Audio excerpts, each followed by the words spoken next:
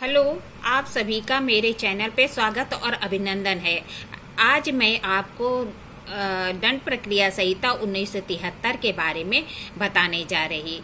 जो दंड प्रक्रिया संहिता 1973 है, जिसे सीआरपीसी भी कहते हैं, उसका वह एक्ट नंबर 2 1974 का है या 1974 का अधिनियम संख्यांक 2 कहा जाता है। अब अधिनियम संख्यांक 2 क्या होता है? तो पूरे साल में जितने भी एक्ट लागू किए जाते हैं, जो उनका क्रम संख्या होता है, उसी को अधिनियम संख्यांक कहा जाता है। राष्ट्रपति की स्वीकृति मिली थी 25 जनवरी 1974 को।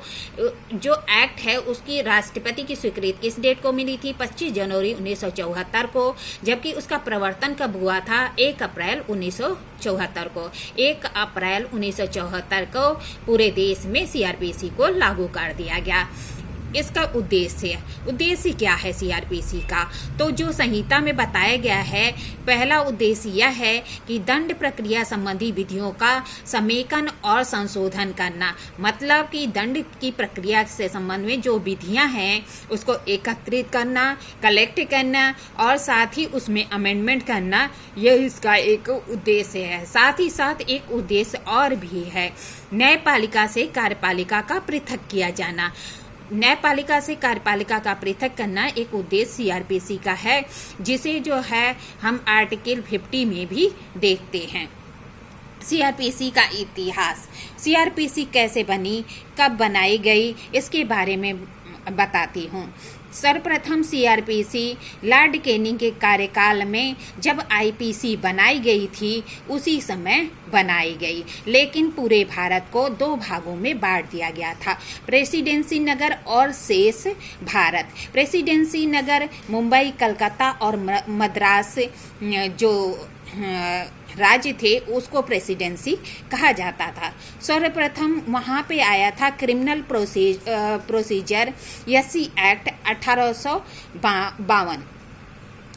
फिर कुछ सालों के पश्चात उसमें चेंज करके high court criminal procedure act 1865 आया, जबकि शेष भारत के लिए क्रिमिनल प्रोसीजर कोड 1861 था, जो सबसे पहले सीआरपीसी बनाई गई थी। अब पूछेगा कि सबसे पहले सीआरपीसी कब बनाई गई थी, तो यही क्रिमिनल प्रोसीजर कोड 1861 सबसे पहले सीआरपीसी कहलाती है। फिर क्या हुआ? कुछ समय पश्चात समय परिस्थितियों के परिवर्तन के कारण सीआरपीसी चेंज हो गई। फिर सीआरपीसी 1872 में फिर बनाई गई।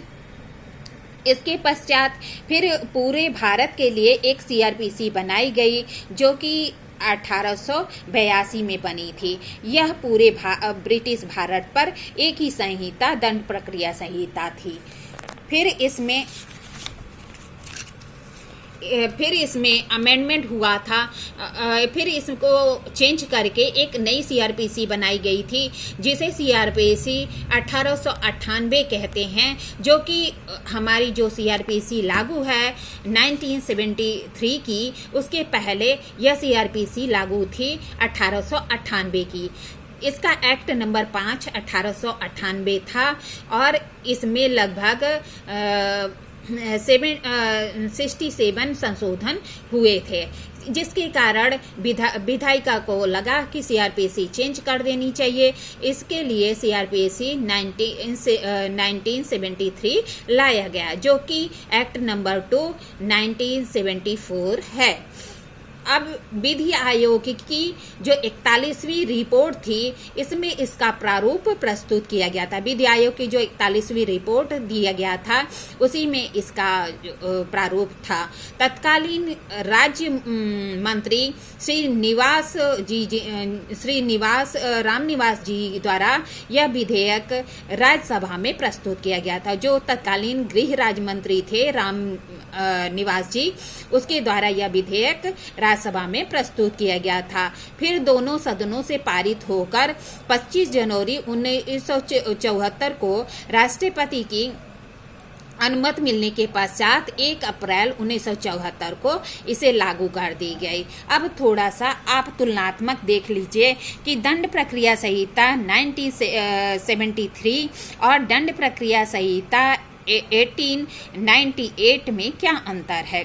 तो जो वर्तमान में 1973 सीआरपीसी लागू है, उसका एक्ट नंबर 2 1974 था, जबकि जो इसके पहले जो सीआरपीसी थी 1898, उसका एक्ट नंबर 5 ऑफ 1898 था। सर, इसमें अध्याय में क्या अंतर था।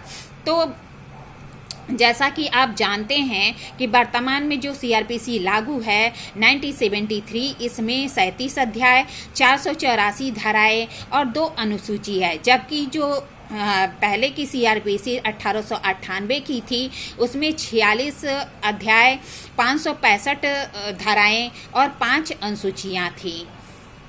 इस प्रकार आपको कितनी धाराएं, कितनी अध्याय और कितनी अनुसूचियां हैं वो बताया।